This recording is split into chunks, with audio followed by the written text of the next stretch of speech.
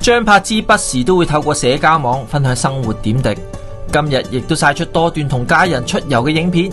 見到心情靚爆嘅柏芝，先係興奮透露自己對物情有獨鍾，大方炫耀充滿滑雪 feel 嘅長襪之外，仲興奮話自己戴住嘅係谷愛凌嘅同款 cap 帽，最後仲祝 fans 身體健康。最令人驚喜嘅係，向來對仔仔保密到家嘅張柏芝，亦都難得晒盡拉仔嘅遮面相。見到拉仔同樣深得媽咪張柏芝嘅真傳，四肢修長嘅佢身材亦都相當之高。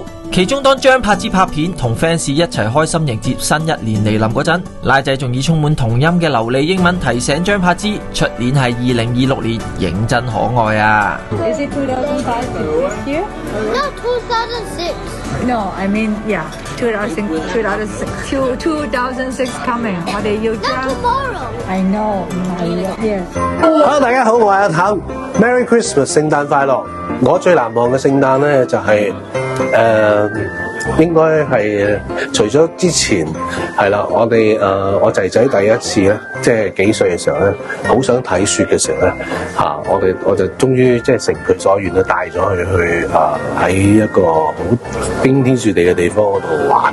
咁嗰時喺嗰度度過咗一個Christmas Eve，所以係好難忘嘅當時係。